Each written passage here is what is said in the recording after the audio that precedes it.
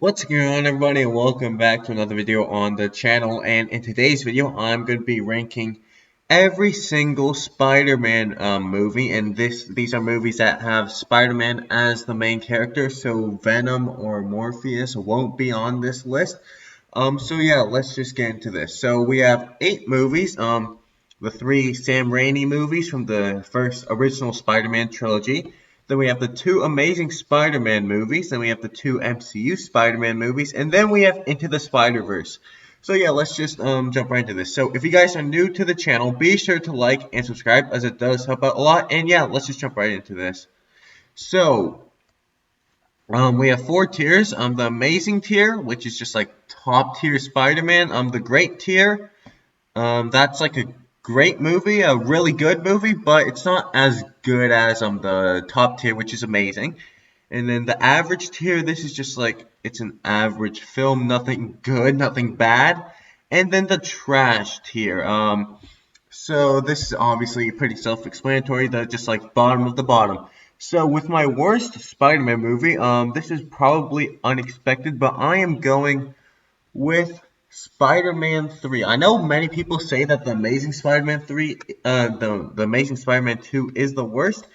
I disagree. I mean, like, I don't really strongly disagree. I feel like there is a lot of merit saying that it's the worst, but Spider-Man 3 is also pretty bad. And honestly, if I was just like going and wanting to watch a movie, I'd probably pick the Amazing Spider-Man over Spider-Man 3. So looking at these two movies, so we first see like how these two are just the worst, because all these other movies have like a centralized villain, and even Into the Spider-Verse has many villains. It's mainly just the main big guy. Shoot, I'm blanking on his name, but you know, the guy with the baby face. Yeah, it's mainly him, King Pym, I think, or some shit like that. Yeah, I'm blanking on his name right now, but yeah. So all the other guys have a centralized villain, but these two movies just have 3 different villains all scattered about, and it just makes for a very like stuffed and rushed movie, and that is why these two are on the worst. So I do think that Spider-Man 3 is worse than Spider-Man 2, just the Amazing Spider-Man 2, just because the villains I feel like are like awful. So I don't like Sandman. I mean, like, I suppose he is like a compelling character, but like they have to retcon something from Spider-Man 1, and I just feel like the CGI on the sand does not hold up. Venom absolutely sucks. I'd say that he's probably the worst villain in the whole in all of the Spider-Man movies. And then the new Goblin just feels like a rushed story arc, and like yeah, his like story arc just feels rushed. Like he starts out hating Peter, and then and then he loses his memory, so like he gets amnesia, which is not really a great plot convenience thing. And then he like remembers again for some reason, like just out of nowhere, and then he hates Peter again, and then they fight, you know, and then he turns into his friend because the butler didn't say how his parent died to him for like 10 years or something like that. So yeah, I just don't understand like the story aspect, which is why it is the worst. Now, I feel like the Amazing Spider-Man villains are also pretty bad, but they really only have 2 main villains, and Rhino only really appears at the start and the end, so I really wouldn't even count him as a main villain. And of the 2 villains, I feel like that Electro's arc really isn't the greatest. Like I feel like he turns bad for no reason at all, and then the Green Goblin, I feel like it's the same thing, and the acting for the Green Goblin absolutely sucks. So yeah, these 2 movies are definitely the bottom tier of Spider-Man movies. Okay, so moving on to the average tier, we have the Amazing Spider-Man #1. So I feel like this movie, like, it had a lot of potential. Now, it did copy a lot of stuff from the original Spider-Man 1 from the same Raimi, but I actually like Gwen Stacy better than MJ Mary Jane in the original Spider-Man movies, just because like, oh god, so Mary Jane, what is this? So first of all, she's I think dating Harry, and then she cheats on Harry for Spider-Man, and then she cheats on Harry for Peter, not knowing that Spider-Man and Peter are the same people. So basically, she cheated on her boyfriend twice. Okay, then they break up, right? It's just like what is happening, right? And then she gets married, and then she just runs away out of the marry. Like if you just like want to be like have a stable relationship, just don't date MJ. And just like I feel like, and then she's also just like getting caught in every single Spider-Man movie, which is like it just feels like a little bit rushed, which is why I feel like it's just and repetitive, which is why I feel like Gwen Stacy is a better character.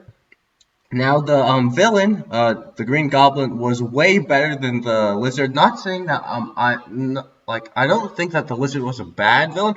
I actually think that he was a pretty good villain, but like they again recycled some things from the Green Goblin, like a scientist, testing his inventions on himself because he's running out of time. And I do feel like that the CGI on the lizard was not the greatest, so that is why it gets third from the bottom. But I feel like Andrew Garfield played Spider-Man amazingly. It's just like even though he's supposed to be a high schooler, like why was he like why'd you cast a 29-year-old as like 18-year-old? What is like the thought process there? So yeah, for all those reasons, I feel like the Spider-Man Amazing Spider-Man movie comes in at third again because it just basically recycled stuff from the first Spider-Man. Now for the average, again we have Spider-Man 1. So this also falls into like some of the problems that the Amazing Spider-Man has.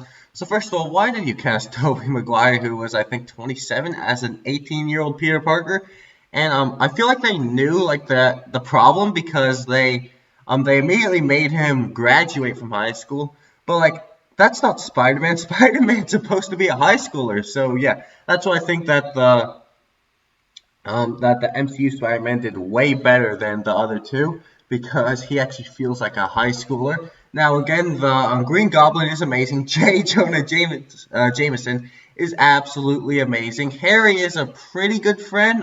He's also a very interesting character with his dynamic with his father. You know what? I'm actually gonna put this movie in the grade because I don't really feel like it does dividends. Calling it average. But like it really just comes in fourth to last, just because I feel like all the other movies on this list are just way better. Well, not way better, but they're like just also amazing.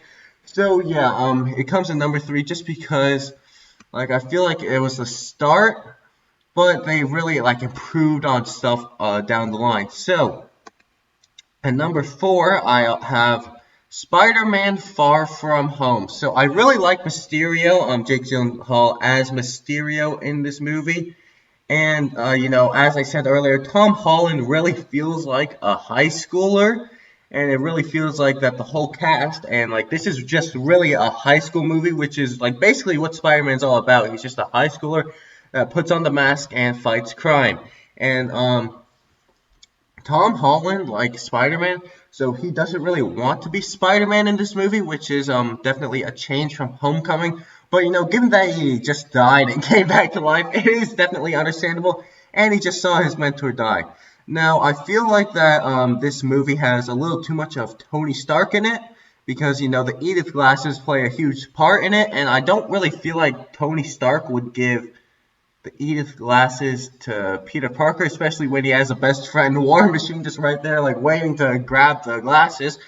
And I feel like that and they did the same thing again from Spider-Man Homecoming, and making the villain a product of Tony Stark. This time, he got shafted by Tony Stark. Because he created the barf drone, or no, not the barf hologram thing in Civil War, and then Tony Stark just like named it barf or something. Yeah, but Mysterio was very compelling. I feel like when he was pretending to be a hero, that was just like peak Mysterio, and he was actually very compelling there.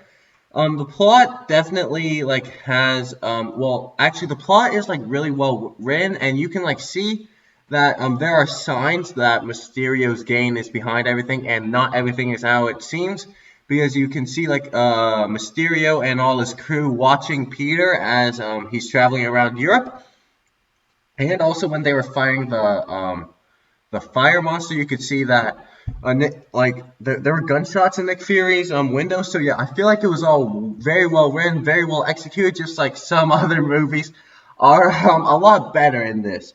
So coming in at number 3 is going to be Spider-Man Homecoming. So this movie like really encapsulated what it means to like for Spider-Man, like how Spider-Man is a high schooler. Like he's just like this is a very down to earth high school movie with a bit of superhero. Now Robert Downey Jr. was great as Iron Man in it, and I feel like he was in just enough scenes to like make an impact, but not like take the main focus away from Spider-Man in his own movie. So great performance here by Tom Holland and all of the other casts. And the villain Vulture was, in my opinion, is probably the second best villain in like all of this, because the Vulture was just a very interesting character, and again he got shafted by Stark Industries. But because this was like the first time, it really didn't feel repetitive like it did with the Mysterio one or with the Lizard. Now, Tom Holland Spider-Man really doesn't like know how to exactly be Spider-Man in this movie, and I feel like that creates an interesting dynamic because like in all the other ones, when he just like when he gets his powers, he immediately starts. Well, no, there's a learning curve, but like he quickly passes that learning curve and just becomes amazing at being Spider-Man. But that really isn't really realistic, as everything takes time and training. So like in Tom Holland, he really just sucks at being Spider-Man. He blows up a bank, he blows up the sandwich shop, he just wrecks everything. So I feel like that was a neat touch there, and they totally skip over the origin story, which was great because it helps save time. Okay, so moving on to the amazing tier, I have Spider-Man 2. So this Doc Ock is without question the best villain in this whole like Spider-Man franchise with all of these 8 movies, and he was like really just a good villain. He also provided being like a mentor figure to Peter Parker, just like Norman Osborn was. Now they did recycle quite a few things, like again MJ being captured in the final battle, and then as I said earlier, the villain being a former mentor figure to the hero, which is Peter Parker.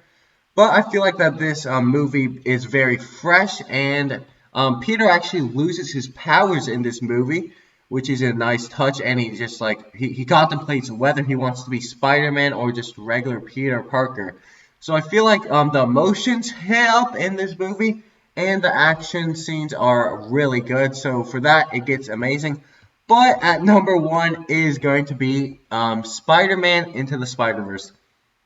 Now this movie is like this is just a comic book movie, like because they like animated it in a way that it had like I think 2 times fewer frames per second, so it made it made the scenes very choppy. But like this is like without a doubt like this is just like reading a comic book on the big screen.